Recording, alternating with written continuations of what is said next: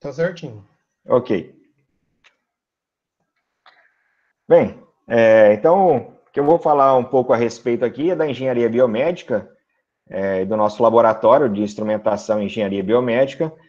Eu também, foi um dos temas que eu até ofereci, porque fica muito essa dúvida, o que é engenharia biomédica, né? Ninguém exatamente para pensar quem se enquadra nela. E, na verdade, a maioria de quem segue a carreira da engenharia biomédica são engenheiros. Um engenheiro mecânico, engenheiro eletricista, enfim, né? Tem o pessoal da biologia também, mas engenharia mecânica, eletricista, hoje em dia, né, a parte da computação é muito forte também, com aplicativos. Então, são esses, né, esses profissionais que se enquadram aí na engenharia biomédica. Atualmente, já há alguns anos, há uns 8 anos, que existe a graduação em engenharia biomédica. E ela consiste uma parte de eletrônica e a outra na parte mais biológica, então dá uma mesclada assim também.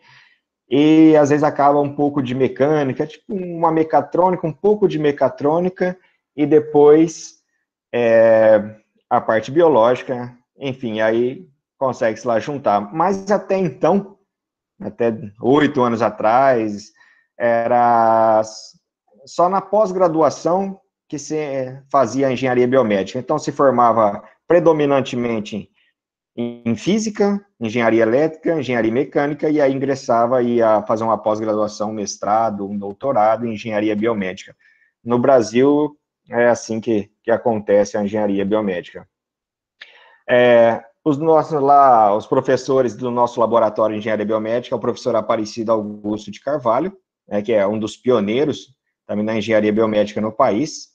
Ele até fez o primeiro equipamento de efeito Doppler, né, no país, foi ele que fez, lá na UFRJ, e a ultrassom de efeito Doppler, né, e eu, né, como nosso colega já apresentou. Ai. Bom, plano de apresentação. A engenharia biomédica, pesquisa em engenharia biomédica, a engenharia biomédica na Unesp e alguns centros. Bem, a engenharia biomédica, como eu expliquei para vocês, ela é um ramo da ciência, né, que se caracteriza pelo emprego de métodos, conceitos, técnicas de engenharia para poder solucionar problemas médicos ou para melhorar algo já existente. E como vocês têm visto frequentemente aí, hoje faça exames mais rápidos, menos invasivos, ou seja, é o engenheiro lá atuando para poder desenvolver algum tipo de equipamento ou método para poder ser empregado na parte médica, biomédica. Como aqui o ultrassom, a eletroencefalografia, que é o EEG, né, a tomografia computadorizada, e como eu disse para vocês, no primeiro ultrassom de efeito Doppler do país, foi o professor Aparecido que desenvolveu, junto com um pesquisador norte-americano, se eu não me engano. Bem, as sub-áreas. Então, a engenharia biomédica, ela também se divide em sub-áreas. Uma delas é a bioengenharia. Temos também a engenharia médica, a engenharia clínica e a engenharia de reabilitação. Essa é a que nós trabalhamos.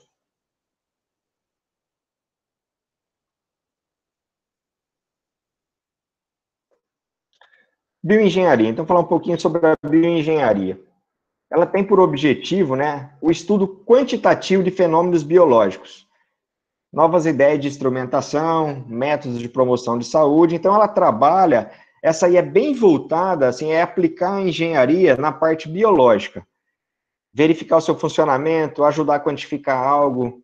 Por exemplo, alguns tipos de pesquisa, né, ou desenvolvimento depois, seria o transporte e regulação de cálcio no músculo cardíaco. Então, como verificar isso? Como quantificar? Então, se desenvolve métodos e equipamentos para quantificar esse tipo de estudo. Também o estudo do sistema nervoso, fibras musculares, após a utilização do desfibrilador, altera-se muito a musculatura cardíaca, uma parte, um percentual morre, vamos dizer assim. Então, o estudo disso e até que se desenvolver outros métodos de aplicar esse choque, né, o desfibrilador, então, fazendo de algumas formas que seja menos danoso, porque você recupera a pessoa, mas também deixa ela sequelada depois. Então, é um tipo de trabalho que foi desenvolvido, esse aí eu até acompanhei. Bom, também a excitabilidade celular, né? Forma-se, então, modelos matemáticos, também, tá vendo? A parte matemática também muitas vezes entra na parte de modelagem, para poder modelar matematicamente um fenômeno, né? Ou alguma parte muscular. Então, esse conhecimento gerado tem sido aplicado em métodos mais eficientes e menos invasivos. Então, essa é sempre a intenção, ser mais eficiente, resolver algo que ainda não se tem, né, e ser o menos invasivo possível. Uma delas é a estimulação, por exemplo, o marca-passo, os desfibriladores, né, dentre outros. Então, a parte de bioengenharia, ela está muito, muito voltada à parte biológica também. Principalmente, perdão. A parte de engenharia médica tem o objetivo de desenvolvimento de instrumentos, transdutores, técnicas, softwares, né, aplicativos, sempre com a finalidade médica e biológica, mas né, nessa parte biológica a finalidade mais médica mesmo, né, atuar na parte médica. Seria o desenvolvimento de equipamentos médicos propriamente dito. É muito simples olhar, assim, é uma das respostas muito fácil. Onde entra a engenharia biomédica? Bom, quando você vai num hospital ou em alguma clínica, certamente não foram os médicos que desenvolveram aqueles aparelhos, né? Quem desenvolveu aqueles aparelhos são geralmente engenheiros. Então, os engenheiros, eles desenvolvem os equipamentos, como utilizá-los, e aí os médicos, então, utilizam. Nós não sabemos, nós quantificamos e garantimos para o médico, para o profissional da saúde, que aqueles valores de massa, da parte biológica, movimento, nós garantimos que aquilo está acontecendo e quantificamos. E o médico decide se aquilo é bom ou ruim e se é necessário intervir. Então, eles não sabem como captar os sinais, mas eles sabem interpretar e agir. Nós não sabemos interpretar o que agir, o que diagnosticar. Porém, nós sabemos apresentar esses sinais a eles. Bem, algumas pesquisas, né, na parte de engenharia médica, é a instrumentação biomédica para suporte diagnóstico ou terapêutico. Então, como eu disse, algum tipo de diagnóstico ou o tratamento em si. Por exemplo, na parte de tratamento, um deles pode ser a hemodiálise, né? Então, que passa, filtra o sangue, tem todo um fluxo, né? Tem que manter esse fluxo, garantir esse fluxo. Essa seria uma das coisas, dentre praticamente todos os outros equipamentos que existem. O processamento digital também de sinais biológicos, sinais de imagem, então, a tomografia e tantos outros que utilizam imagem e depois precisa processar esse sinal. Então, né, entra aí o profissional, muitas vezes, né, da engenharia da computação, né? Os transdutores biomédicos, que é para poder, né, como vocês da engenharia conhecem muito bem, os transdutores, então vou converter uma grandeza em outra, esse sinal, algum sinal elétrico, um sinal mecânico, né, converter ele em algum dado que me interessa, para poder aferir pressão, fluxo sanguíneo, tipo de sinal do coração, do encéfalo, né? E aqui, alguns dos que eu disse para você, o EEG, né, eletroencefalografia, a eletrocardiografia, tem o EMG, que é eletromiografia, tem também pegar sinais, né, cerebral, por exemplo, esse aqui é bem específico, sinais cerebrais de recém-nascidos, né, durante o seu sono. A engenharia clínica, tá? Ela é mais voltada assim, para a parte de organização hospitalar, né? Então, ela é o desenvolvimento de processos e procedimento para aquisição, manutenção e gerenciamento de equipamentos médicos hospitalares. Essa parte, ela é bem voltada para a parte mesmo de logística, né, hospitalar, de equipamentos, de atuação. Então, ela é como se fosse uma administração, né? É uma administração da parte de engenharia do hospital, né? Não seria nem a parte financeira, mas a parte realmente de processos, né? Então, isso seria a engenharia clínica, né? Por exemplo, desenvolvimento de trabalhos, aprimoramento na segurança do hospital, né? Atualmente, então, nem se fala, né? Esse negócio da pandemia, da Covid, então, muita coisa precisou mudar. Então, esse pessoal que trabalha justamente nessa parte, tem sempre hospitais grandes, tem engenheiros trabalhando nessa parte da engenharia clínica. Então, a metodologia para poder avaliações, a parte educacional, de treinamento de pessoal, otimização de recursos, né, de infraestrutura hospitalar. Então, realmente é isso aí, seria a parte administrativa. Então, como nós vimos até agora, então, vemos essas três, que é a engenharia médica, voltada exatamente para a parte médica, todo desenvolvimento de equipamentos médicos, diagnósticos, a parte de biológicas, né, da biologia ali, então seria a engenharia na parte da biologia, e agora a engenharia na parte também de administrativa, mas na área da saúde também. Então, tá até agora tudo ligado na parte da saúde. E tem a última linha, que é a engenharia de reabilitação, né, e essa é até a engenharia que nós mais atuamos ali no laboratório de instrumentação, engenharia biomédica.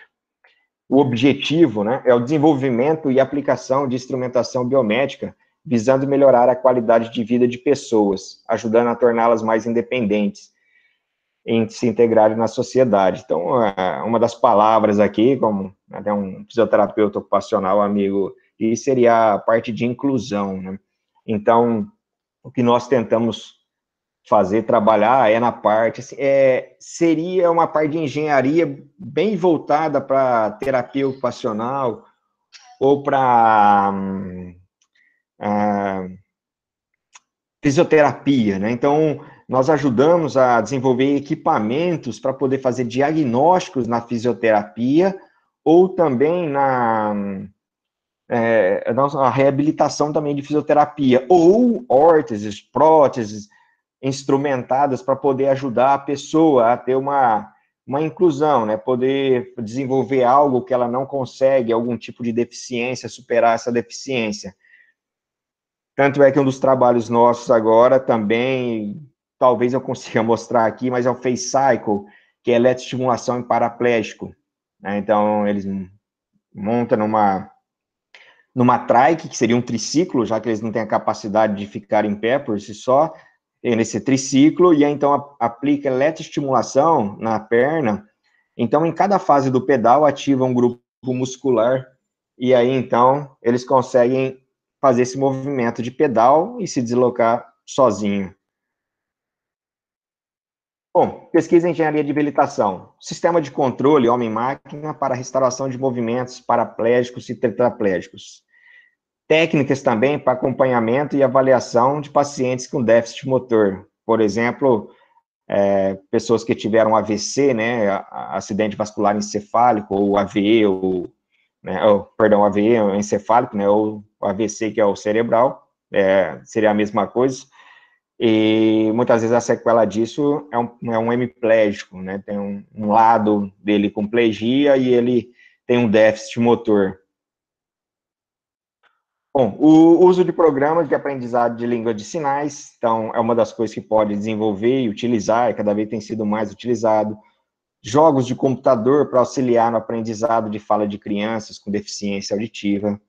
Telefone móvel também para pessoas surdas. Sensores de contato, sensores de força para poder usar em mãos protéticas. Enfim, né?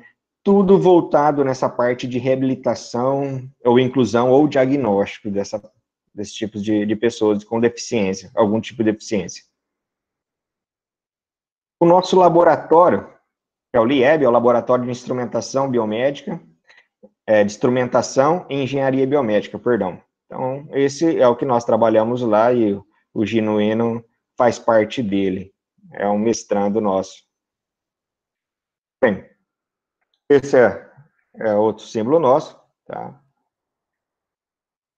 E, então, o nosso laboratório foi criado em 94 e ele tinha o nome de Laboratório de Sensores. Esse foi o nome que o Sidão, né, deu na época para ele, porque era muito mais a parte de instrumentação, e aí depois começou a voltar isso para a parte biomédica, já que o professor Aparecido, ele também fez mestrado e doutorado, e o PhD dele também nessa área de engenharia biomédica. E aí, em 2006, passou a ser Laboratório de Sensores e Instrumentação. Aí, nessa época, eu já estava por lá, né, até antes disso, né, aí fez essa transição, já, né, ratificamos como Sensores e Instrumentação, e em 2011 passou a ser o LIEB, que aí virou Laboratório de Instrumentação e Engenharia Biomédica. Até ia ser LIEB, um E a mais aí, que seria Laboratório de Instrumentação Eletrônica e Engenharia Biomédica, porque a nossa instrumentação não é uma instrumentação eletrônica, não é uma instrumentação mecânica. Porém, um colega de laboratório viu que em alemão essa palavra era uma palavra amável, bom, ele achou um significado bom para essa palavra e por LIEB não achou nada, então assim ficou. Venceu a maioria. Dentre os nossos trabalhos, do que eu consegui ter aqui para poder apresentar para vocês, hoje tem até mais do que eu vou apresentar, mas acho que dá para ter uma ideia aí da linha de pesquisa, né, e da parte de engenharia de reabilitação. O barapodômetro é um deles. Então, o barapodômetro lá no laboratório, ele teve 3 versões, nós estamos na terceira, essa que eu estou apresentando agora é a segunda. E depois, no final, eu mostro a terceira ali para vocês ali.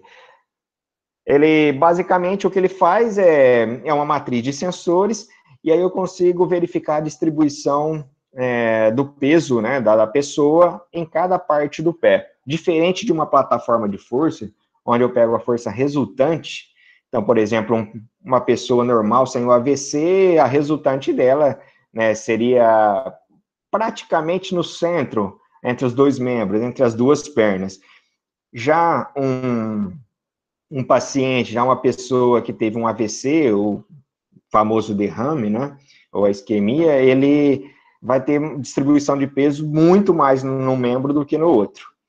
Mas pensando na pessoa normal também, ela pode distribuir em regiões diferentes, e isso pode ajudar para poder, então, utilização de palmilhas, correção nessa pisada, né? Porque isso ofende a coluna, ou a coluna já está forçando essa força aí de forma não normal, né? Vamos dizer assim. Então, nós temos aqui a plataforma, que seria um esquemático dela, e ela aqui já pronta. Deixa eu ver, acho que eu estou até com a outra aberta aqui. Bom, essa aqui é a nossa versão final, ela já tem mais de 2.000 sensores, então essa é uma versão até profissional, ela foi Fabian, um aluno nosso colombiano que desenvolveu, e as características delas é muito superior a diversas comerciais que existem, né? Então ele trabalhou nisso, e aí conseguiu chegar, e hoje ela está na UFMS, e nós estamos coletando os dados lá com ela, já.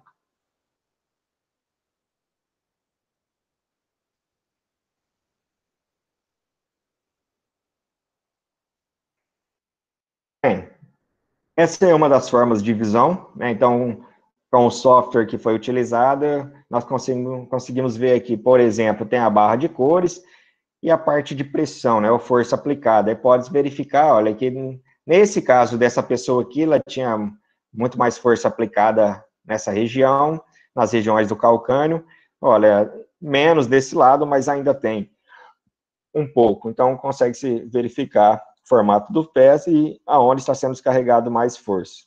e aqui eu também posso quantificar isso.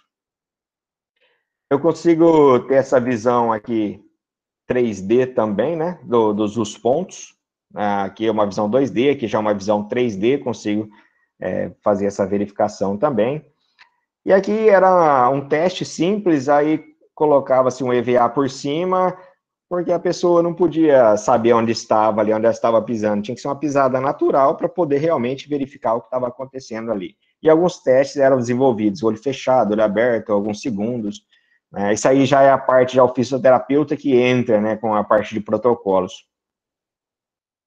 A mão biônica é outra pesquisa, outra linha de pesquisa que desenvolvemos no laboratório, e ela foi até trazida no laboratório por um aluno, que hoje ele faz doutorado, ele veio no mestrado, chama Ricardo Taone Xavier.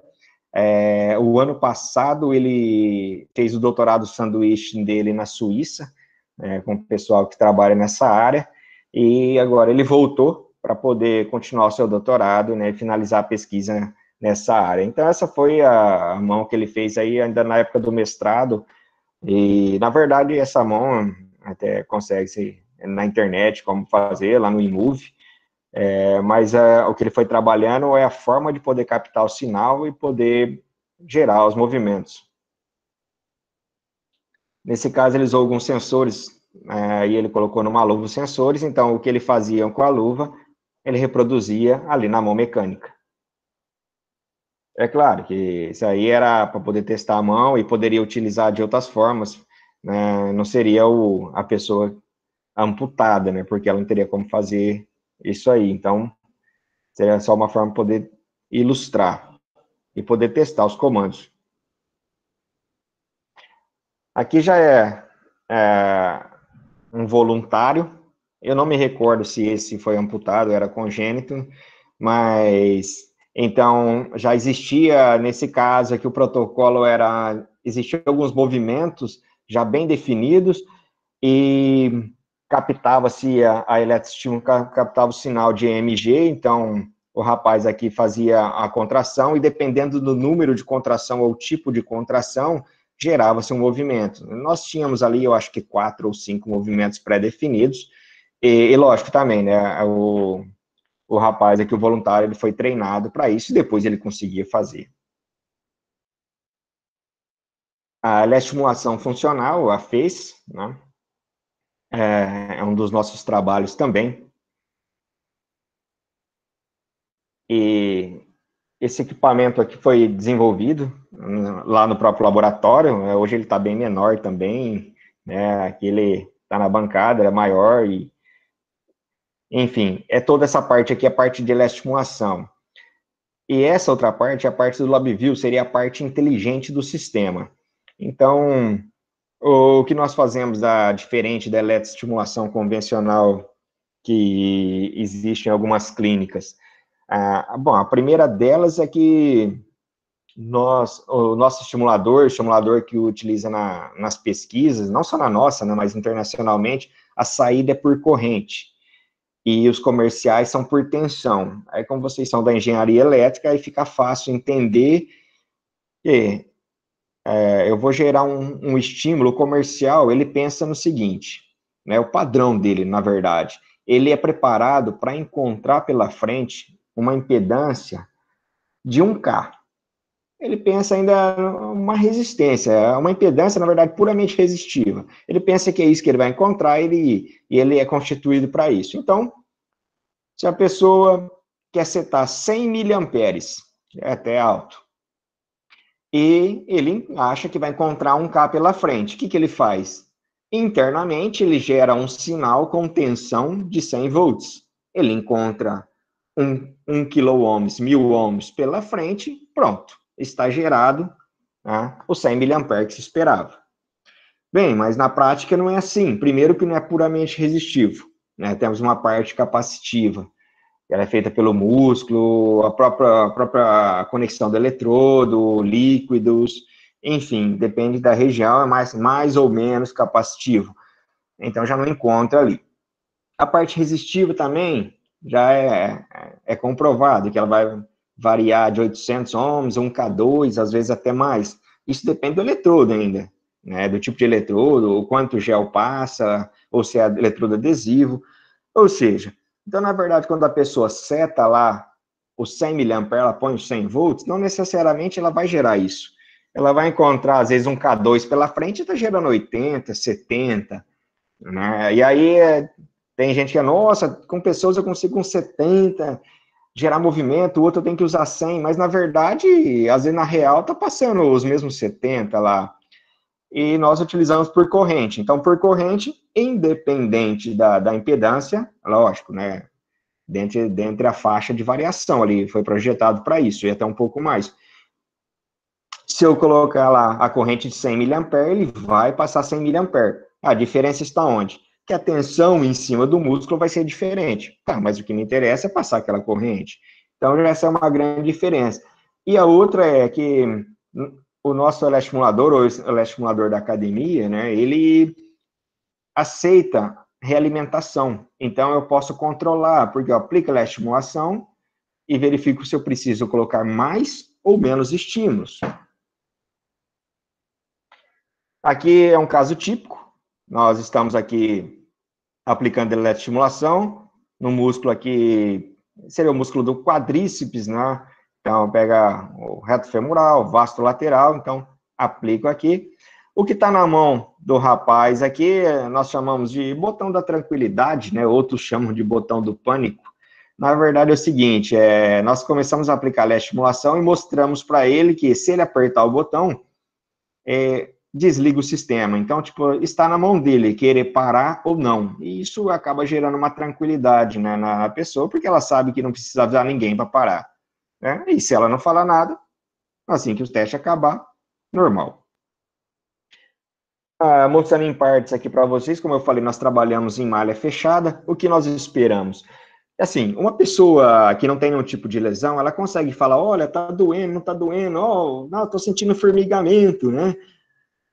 Mas o paraplégico não tem condição disso. Então, o que acontece? Nós aplicamos o estímulo, e aí, então, na perna, temos aqui uma barra onde nós temos acelerômetros e também alguns sensores de posição, e aí, então, eu consigo verificar que posição que está, e aí eu aplico mais ou menos estimulação ali na perna. Então, por exemplo, eu pretendo gerar um ângulo ali de 70... Só um minutinho, só.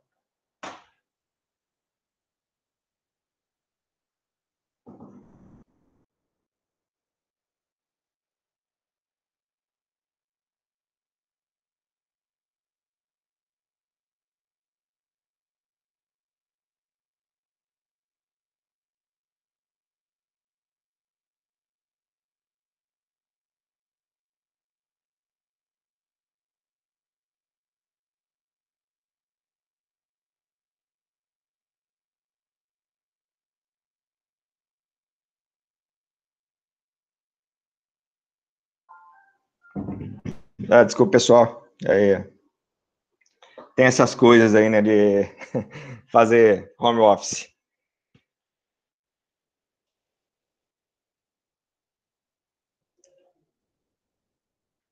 Opa.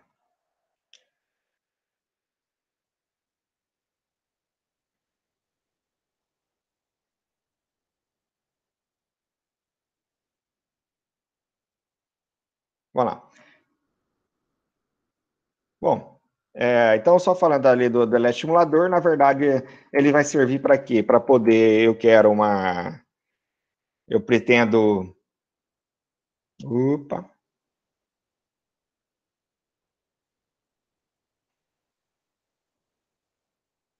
Tá me ouvindo, Vladimir? Tá me ouvindo? Sim. Ok, obrigado. Deixa eu interromper aqui, eu fiquei na dúvida. Continuando. Bom, então, só o eletroestimulador que nós fazemos. Aplicamos a eletroestimulação, determinamos um passo ou movimentação de um determinado ângulo e aplicamos a eletroestimulação com isso.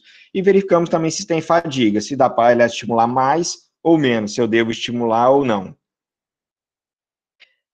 O dinamômetro biomédico também, ele serve para quantificar, né? Então, aperta ali, a gente consegue apertar ele com a mão, né, é um dinamômetro biométrico, e aí verificar qual é a força aplicada.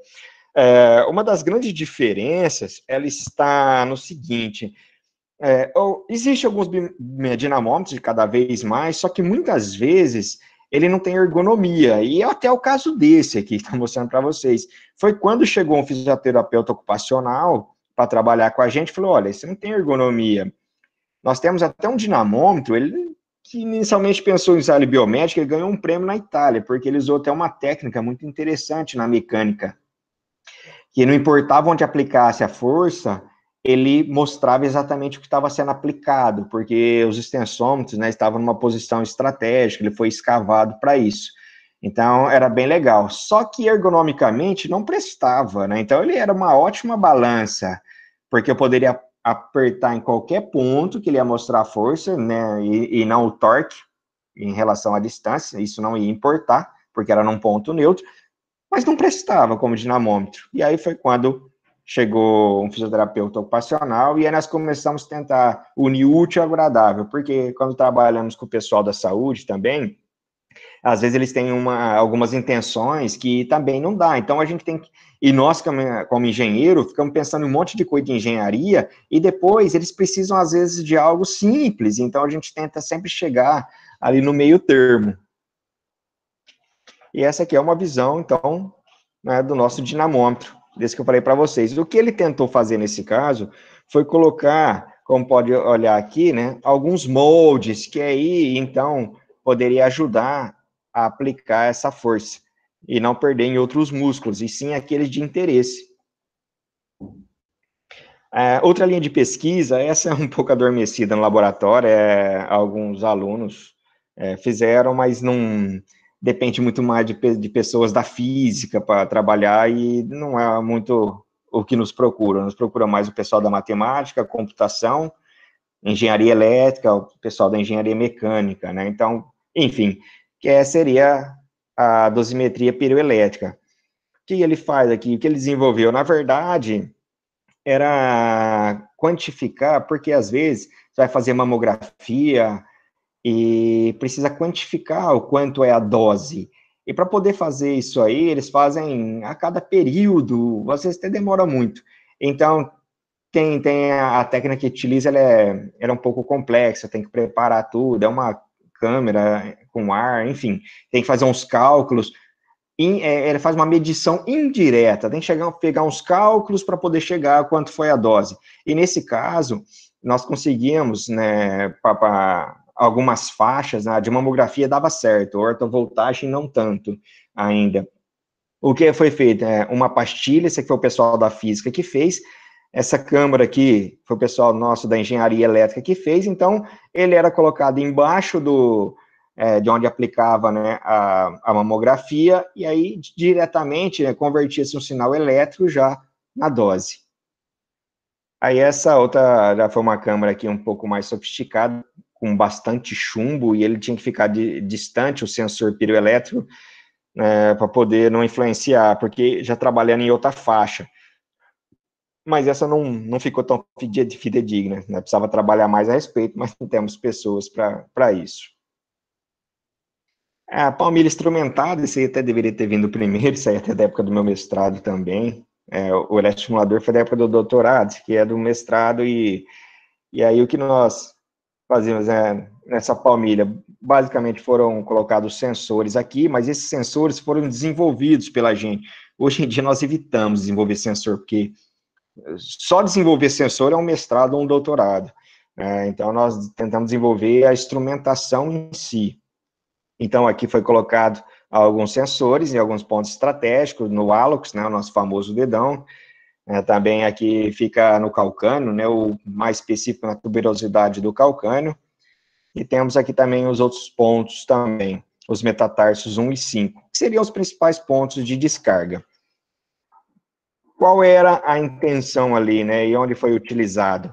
Nós utilizávamos ele para poder trabalhar com hemiplégicos, perdão, era pessoas que tiveram AVC. Então, nós fomos em Presidente Prudente, e eles lá trabalhavam com um grupo, e ficavam fazendo alguns tipos de tratamentos. E a cada mês, 2 meses, ou até 3 meses, aplicavam a escala de Berg, para poder verificar. É um tipo de quantificar o quanto ele melhorou ou não, né, em relação aos tratamentos ou o seu dia a dia. Então, essa escala de Berg são várias manobras. O que nós pensamos e fizemos? Bom, colocamos as palmilhas, faça algumas das manobras e vou verificar a diferença entre um lado e outro, e se isso está melhorando depois. Então, via-se muito como era um lado pléstico e o lado não pléstico na execução dos movimentos, e naqueles pontos principalmente. Essa é uma foto aqui do circuito, onde captava todo o sinal, ele mostrava algumas coisas ali. E essa é uma telinha, onde aqui mostrava cada sensor daquele, lado esquerdo e lado direito, aqui seria a somatória deles também. E essa aqui era uma tela secundária, onde mostrava a somatória de cada pé esquerdo, pé direito, e aqui mostrava também o valor, né, e o quanto estava em cada dos pontos ali, no hálux, né, aqui no hálux, no calcânio. Bem, eu vou mostrar algum videozinho para vocês ali também, tentar mostrar em relação a isso também, mas uma das coisas, hoje em dia, nem quase nem usa essa tela, nós usamos aplicativo, né, então precisa muito para desenvolver aplicativos, nós gostaríamos muito aí, vocês também viessem trabalhar com a gente, daquela é um pouco arcaica, e uma das coisas que nós vimos quando chegamos lá, fazia uma barra, fazia outra barra, fazia outra coisa, e eles precisavam de poucas informações visual, não pode pôr muito botão pro pessoal, assim, porque eles não precisam disso. Olha, teve uma plataforma de força que nós fizemos para utilizar no Luci Montoro, que é para ajudar a alinhar a prótese de membro inferior, que eles têm uma dificuldade, e nós estamos desenvolvendo hoje um já ótico, né? Mas, enfim, fizemos a plataforma, colocamos isso, colocamos aquilo, aí colocamos um adesivo de 2 pezinhos em cima da plataforma, em cima do acrílico. A médica, o que ela mais gostou foi do pezinho, do adesivo, né? Então, às vezes a gente faz aquilo, mas enfim, às vezes precisa ser bem sucinto, ser bem básico, para eles poderem utilizar, não pode dar. Nós, como engenheiros, deixamos uma tela secundária para poder fazer ajuste, fazer isso ou fazer aquilo, mas a tela principal tem que ser limpa, tem que ser, se possível, um botão só, né? Se possível, um botão só, mas se tiver que pôr um pouquinho mais, muito cuidado com eles e mostra aquilo que precisa. E nas secundárias, deixa para o engenheiro ver. Bem, deixa eu só ver seu videozinho aqui.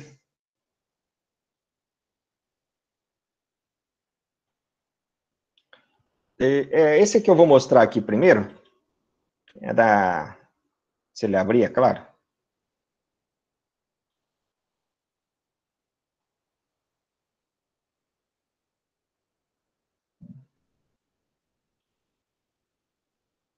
Ih, perdi ele aqui.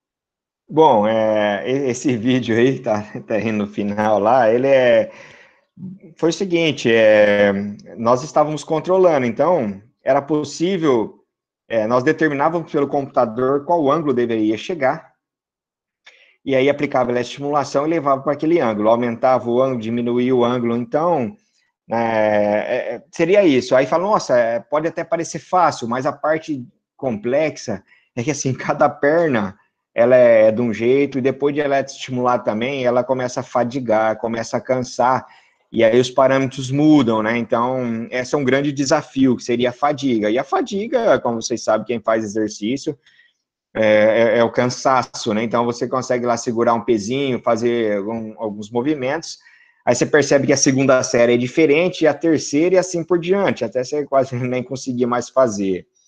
Tá? Deixa eu ver esse outro aqui, eu acho que de um senhorzinho lá na época que nós utilizamos lá,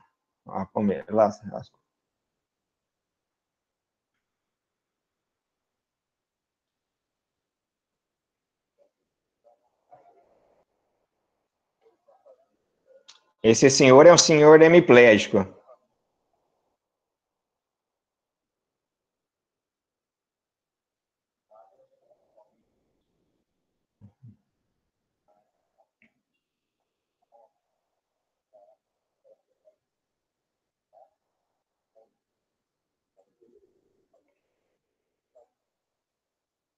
Lá, chave de fenda, multímetro ali em cima, né? Bem padrão de engenheiro.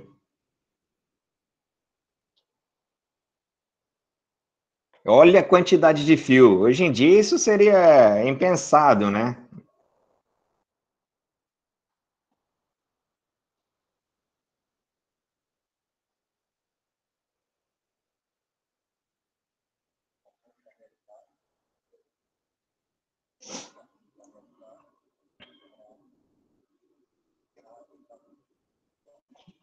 As muletas também eram instrumentadas.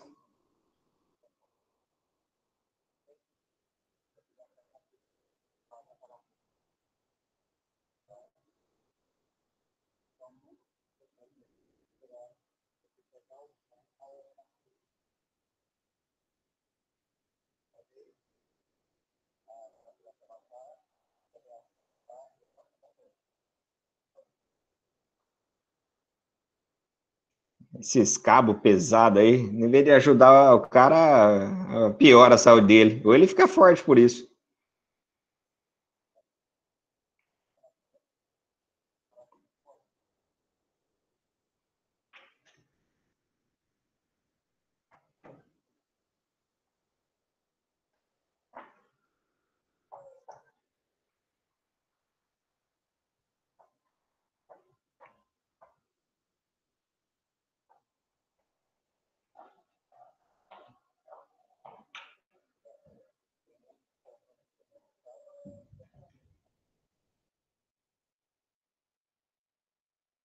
Bom, pessoal,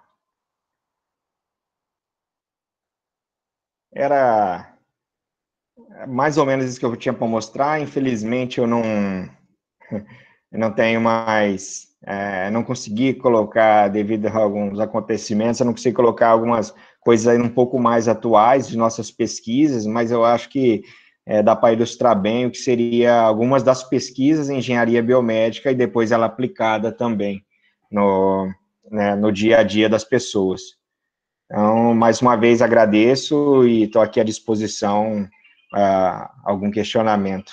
Muito obrigado aí, muito obrigado, Vladimir. Nada, nós que agradecemos aí, professor Marcelo. Agora a gente vai passar a parte de perguntas, dúvidas da galera aí, só que o pessoal está bem tímido, né?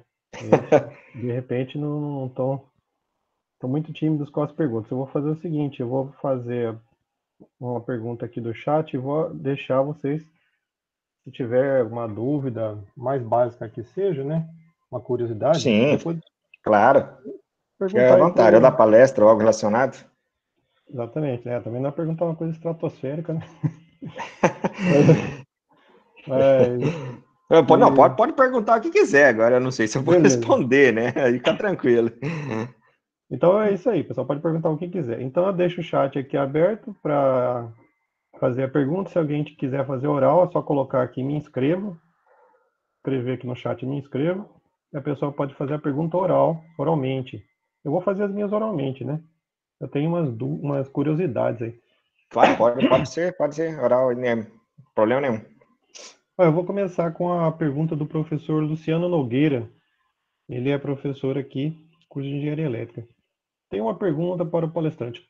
qual é o nível de dificuldade que os alunos provenientes de engenharia elétrica têm que dominar os conceitos da biomédica, necessários para fazer um bom trabalho na engenharia biomédica? Sim, olha, bom, aqui tem o enfim, não precisa, assim, de muita bagagem, sabe? Não tem tanta dificuldade. É porque vai depender muito daquilo que você já fez na sua graduação ou no seu trabalho do dia a dia e o que você pretende fazer. Então, normalmente, sempre se utiliza daquilo que você já tem conhecimento. Então, a dificuldade em engenharia não é tanta, né? Aí fala, e a dificuldade na parte de biomédica? Bom, depende da área que você vai trabalhar. Então, lógico, aí você vai ter que estudar a respeito daquilo, mas sempre uma pesquisa, eu decido trabalhar em alguma área, ou porque eu quero solucionar um problema, ou, por exemplo, eu vou na faculdade lá e já tenho uma linha de pesquisa. Então, praticamente nunca ela parte do zero, né? Então, uma boa pesquisa, você vai ter que verificar o que existe aí. Então, verificando, você já começa a formar a sua base para poder trabalhar. Então, aí você começa a estudar e aprender sobre o assunto, e aí, então, o que você vai fazer? Então, o cara não precisa falar, nossa, ser o melhor da classe para trabalhar nessa área. Não, ele precisa ter vontade. E aí, o que ele aprendeu na engenharia não é diferente. Olha, o Taone, ele foi para França, para Suíça, e ficou lá, e conseguiu desenrolar normalmente. Eu, quando fui fazer o doutorado na Itália também, uma parte dele, eu falei, nossa, como que será, né, que vai ser lá? Mas a nossa engenharia, os conceitos são os mesmos. Então, o conceito que você aprender na engenharia é o que você vai aplicar na engenharia biomédica. Então, só vai aprender, olha, o que eu vou ter que fazer, então vai ter que estudar um pouco a respeito do assunto, mas o que é ensinado na engenharia é o suficiente. Então, não tem um grau de dificuldade. O grau de dificuldade ele é o mesmo para qualquer outra área que você for trabalhar ou estudar. Você vai ter que, você tem o seu conceito básico, você vai estudar para aplicar naquele conceito específico. Então, é normal, né? Não tem grandes dificuldades, não tem nada de excepcional, né? Só a dificuldade normal do dia a dia. Não sei se era essa a pergunta e se era essa a resposta, mas talvez pode perguntar algo mais específico. Professor Luciano, quer perguntar mais alguma coisa?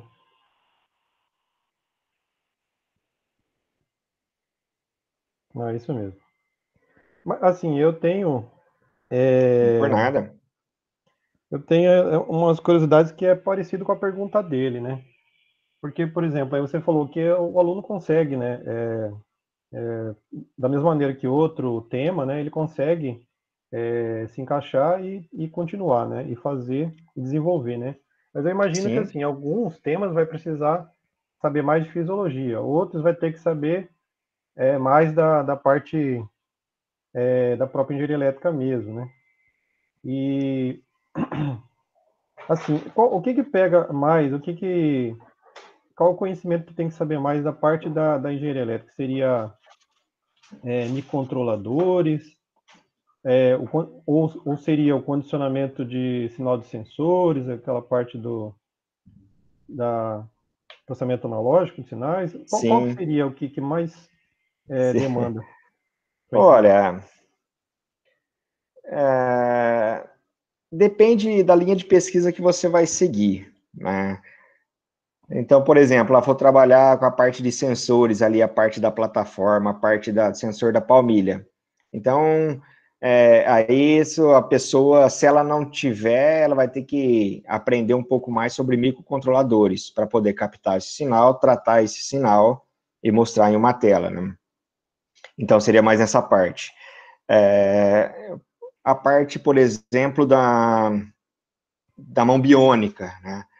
Então, a parte da mão biônica precisa ter uma parte de mecânica e outra parte também de eletrônica. Um pouquinho de eletrônica analógica e também microcontroladores. Então, pode ver, o microcontroladores, ele está em quase tudo, hoje em dia, mas... só que aí fala, Mas precisa saber muito a fundo? Olha, não, você precisa ter uma noção, que aí depois você vai entrar mais a fundo para resolver aquele problema.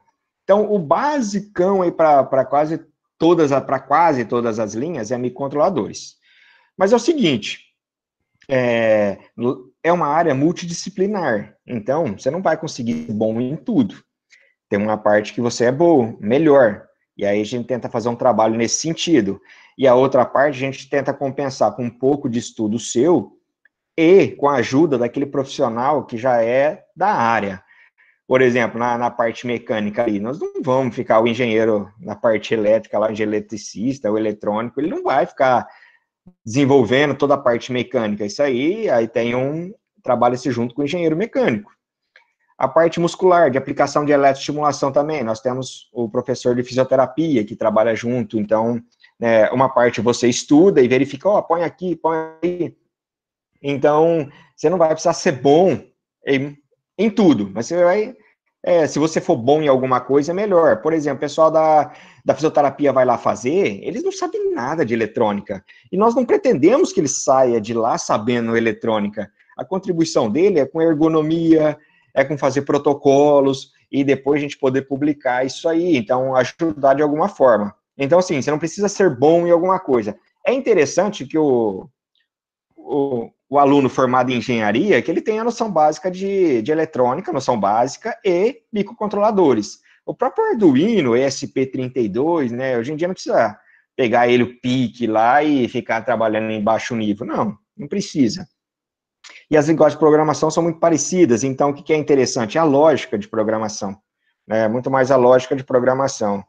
Então, isso que se espera do engenheiro que sai, né, do engenheiro eletricista, né, a lógica de programação e um pouquinho de eletrônica básica, a digital e analógica. Basicamente isso, mas não ser o cara ser o expert, ser o tal da classe, não. Tem a noção básica. Seria isso, né? Então, nada demais. Acho que tem uma pergunta aqui que surgiu agora, peraí. Boa tarde. Já tô cancelado agora. Aqui, ó. Boa tarde, professor. Muito interessante sua palestra, gostei muito. Esse é o Matheus Melgarejo. Minha irmã é fisioterapeuta e ela sempre me fala sobre a interação entre a profissão dela e a nossa área. Enfim, eu gostaria de saber como participar de alguma dessas pesquisas. Deixa eu só perguntar se ele quer saber como participar agora, atualmente, na graduação ou como ingressar no mestrado. Certo. Matheus, você poderia só responder se é agora mesmo, né? Na graduação? Não, como ingressar no mestrado. Certo. Bom, se você tem interesse de ingressar no mestrado, primeiro eu já te digo que é interessante você fazer uma iniciação científica ou seu trabalho de graduação já em alguma linha dessa nossa, de engenharia de reabilitação, de engenharia biomédica, né? E depois, pelo nosso contato, você pode nos procurar, a gente pode ver um possível tema, ou você até propor um possível tema. Isso já te dá um passinho a mais para poder fazer o mestrado, tá? E depois, para fazer o mestrado, talvez no momento oportuno possa explicar mais para vocês, alguma coisa até específica relativa a isso, o Vladimir sabe bastante também, mas aqui na Unesp de Ilha Solteira, existe a figura do aluno especial, que você vem, faz a disciplina, e depois, se você estiver indo bem nessa disciplina, você vai tentar a matrícula como regular. Então, basicamente, o que você precisa fazer são algumas disciplinas, dá para fazer 4 como especiais, depois mais 2, né, como regular.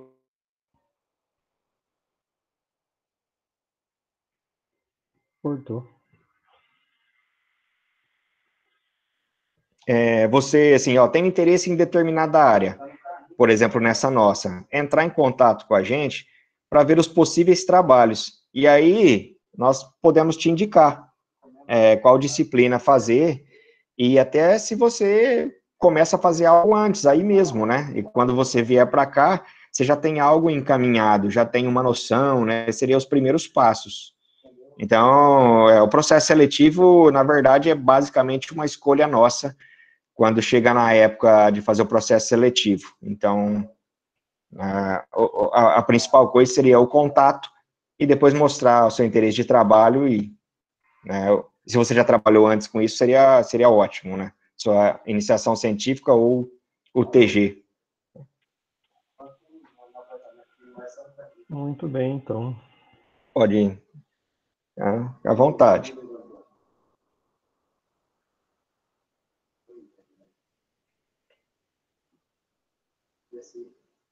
Bom, depois eu falo para ele. Então, ele agradeceu? Tá ok? Alguém quer fazer? Pode passar nosso contato, tá? Nós estamos à disposição para poder até, às vezes, orientar um trabalho de graduação ou mais cedo de vocês. Né? Nós estamos à disposição. É bem interessante.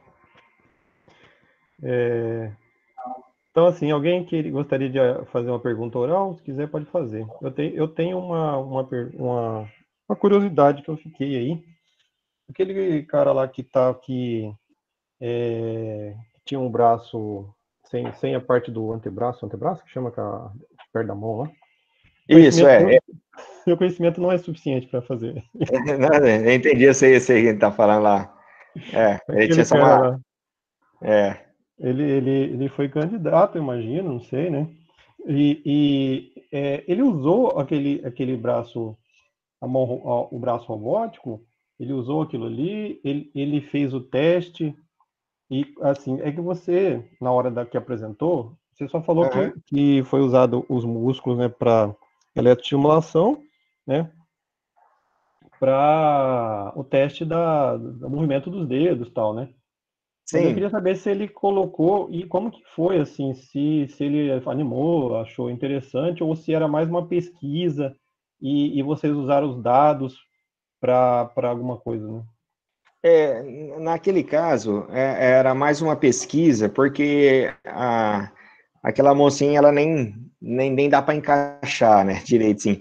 A parte de pesquisa lá era o seguinte, porque nós captamos o sinal de eletromiografia do músculo do antebraço, né, ou às vezes até de outros músculos que estejam íntegros, pode ser do bíceps, tríceps, né, até do braço contralateral, né. Só que assim, faz isso com pessoas saudáveis. E aí fica sempre uma das coisas que não tinha muito na época é a pesquisa, assim, e bom, a pessoa amputada ou congênita, ele consegue gerar com aquele músculo residual, ele consegue gerar algum sinal de eletromiografia, né, para poder ser possível ativar um movimento? Então, o que foi utilizado lá nele foi os sensores de eletromiografia e captou o sinal do músculo dele. E aí, então, ele fazia alguns sinais diferentes, ou com maior amplitude, ou menor amplitude, ou várias vezes. Por exemplo, eu faço 3 sinais com uma determinada amplitude, aí eu gero a abertura da mão, ou eu gero o fechamento da mão. Então, o que foi o seguinte, será que uma pessoa amputada, ela consegue movimentar a prótese? Se colocar o eletro... E, assim, foi capaz, né? Aquele, no caso, não teve um número grande, né? Na verdade, fizemos com 2 ou 3, foi apresentado aquele com 2 ou 3, e eles conseguiram. Uns com mais dificuldade, né? Outros não, mas foi possível, né? Foi possível. Hoje tem bastante trabalho a respeito, já usando pessoa amputada mesmo. E aquele que eu mostrei ali também, da perna da estimulação, era rígido, né? Eu era na época, mas nós fizemos com paraplégico também, né? Aí com paraplégico, alguns deles têm algumas vantagens, que não tem a parte voluntária, porque a gente acaba colocando às vezes, né? Mas às vezes também tem a falta do músculo também, precisa estimular mais. E fadiga mais rápido com isso, mas também é possível. Já fizemos com temos várias publicações nesse sentido, né, também como paraplégico. Mas não foi o caso daquele que eu mostrei ali, que lá era rígido, né, não era paraplégico. Ah, tá, por curiosidade. Tá, aí nós temos outras mãos biônicas também, tá, que aquela lá foi a primeira de bancada, né, então já tem outros que dá para vestir. É só mais uma curiosidade que eu tenho. Sim, pode? E todo mundo, lógico, está se interessando pelas perguntas que eu estou fazendo.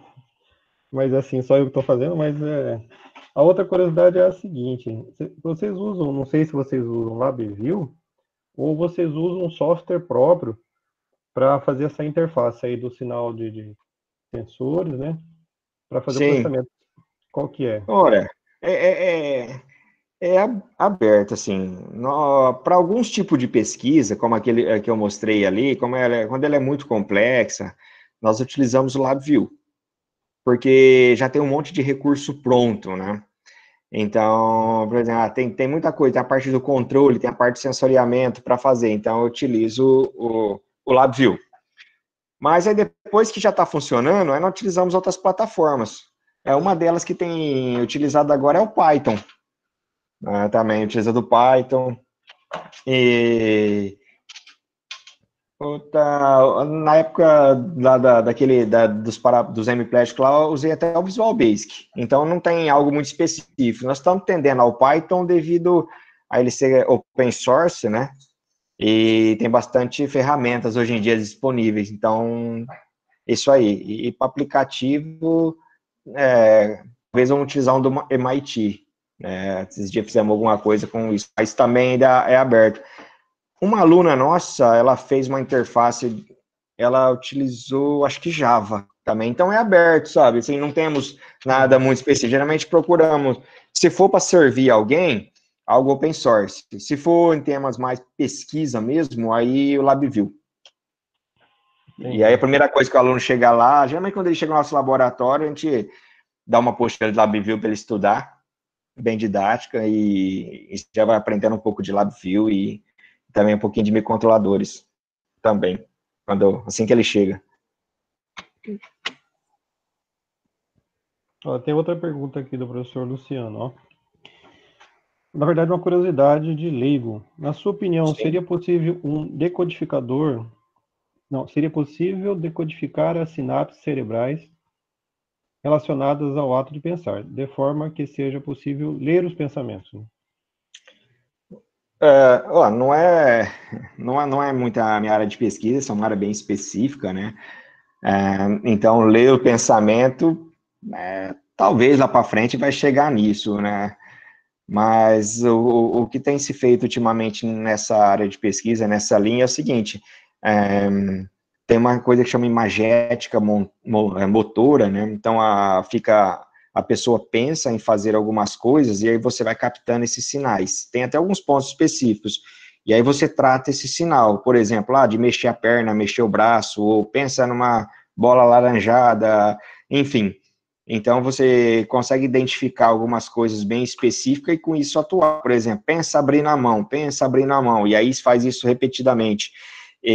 Mas também se viu que, assim, para cada pessoa, né, tem um padrão, não tem uma coisa, pensou é igual para toda pessoa. Então, uma coisa que a gente trabalha um pouquinho, mas tem grupos que trabalham bastante, é o seguinte: na parte da prótese, vou abrir a mão. Então, ele pensa que está abrindo a mão. E aí ele capta esse sinal e você vai formando um banco de dados. E aí tenta tratar esse sinal para quando pensar algo nesse sentido ou próximo, isso abrir a mão, ou fechar a mão, ou fazer um outro movimento. E agora está ganhando força essas pesquisas justamente com a utilização de machine learning, né? Ou deep learning, que seria a inteligência artificial.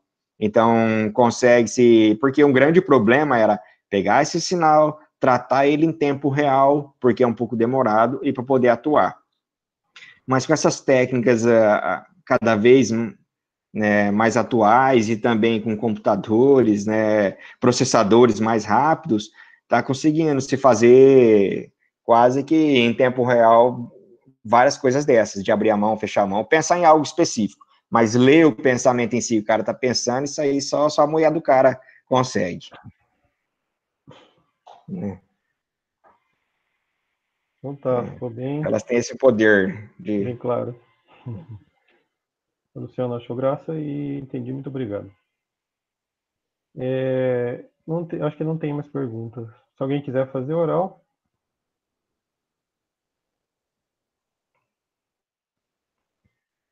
Então, mais é agradecer Beleza, eu que a agradeço. você, Marcelo, apresentar aí o pessoal que trabalha na organização, né? A professora Adriana, ela teve que se ausentar, Tranquilo. né? Samir, você quer apresentar o pessoal? Então, professor, eu acho que da organização, quem mais tá mais eu e a professora Adriana, o senhor e presente eu acho que só. E o E aí, tá professor bom? Giovanni. O professor Giovanni também. É um Professor Giovanni. prazer tê-los aí na apresentação. Prazer é nosso, professor, do senhor ter aceitado o convite e estar aqui conosco. Então tá, é isso aí. Se Então, ninguém tem tá mais certo, perguntas, então. vou encerrando aí. Muito obrigado. Qualquer coisa eu estou à disposição por e-mail. O Vladimir tem meu contato. Nós aqui estamos à disposição para algum possível, alguém querer fazer doutorado, mestrado, ou também poder uma parceria aí com a gente de iniciação, tá? À vontade. Tá? Muito obrigado. Tchau, tchau. Até mais. Até mais, então, obrigado. Tchau, até mais. Obrigada, professor. Isso aí, pessoal.